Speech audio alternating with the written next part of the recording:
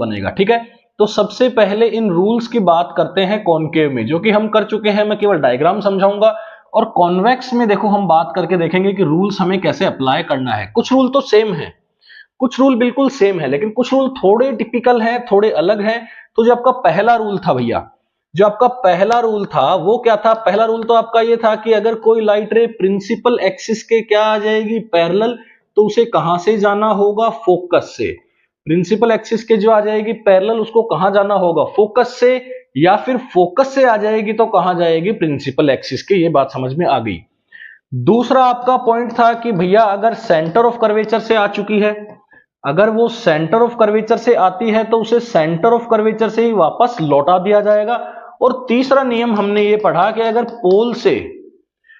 पोल पे अगर principal axis से किसी भी एंगल से आती है तो उसी एंगल से उसको वापस से निकलना होगा। लेकिन यही बात अगर हम कॉन्वेक्स मिरर में समझें, यही बात अगर हम कॉन्वेक्स मिरर में समझें तो थोड़ा सा हमको ध्यान रखना होगा बच्चों, क्योंकि इसका जो सेंटर ऑफ कर्वेचर है वो यहां पे एक्चुअली इस साइड में है, इस साइड में है। इसमें तो क्या रियली सेंटर ऑफ कर्वेचर से पास कर रही थी, रियली फोकस से आ रही थी। क्लियर है? तो जो पहला केस है वो देखो कैसे अजीब होने वाला है कि लाइट रे आएगी तो पैरेलल, लाइट रे आएगी तो प्रिंसिपल एक्सिस के पैरेलल, यहां तक तो बिल्कुल ठीक है।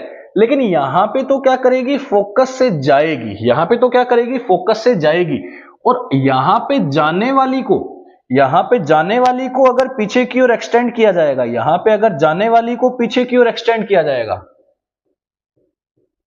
यहां पे अगर जाने वाली को पीछे की ओर एक्सटेंड किया जाएगा तो ये ऐसा लगेगा कि ये लाइट रे फोकस से जा रही है। क्लियर है? ये लाइट रे कहां से जा रही है? पीछे की ओर बढ़ाने से कहां से लगेगा? कहां से जनरेट हुई है? फोकस से जनरेट हुई है। यहां पे एक्चुअली फोकस से जाएगी, इससे फोकस से जाती हुई दिखेगी, फोकस से इमिट होती हुई दिखेगी।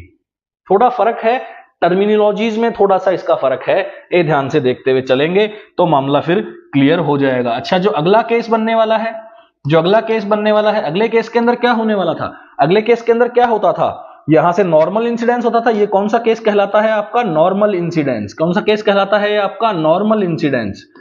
तो जो नॉर्मल इंसिडेंस होगा तो यहां पे भी नॉर्मल इंसिडेंस हो सकता है।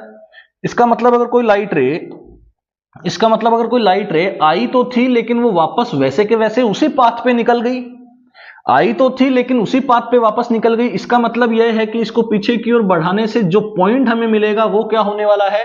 सेंटर ऑफ कर्वेचर होने वाला है। जो पॉइंट हमें मिलेगा एक्चुअली वो क्या होने वाला है? यहां से सेंटर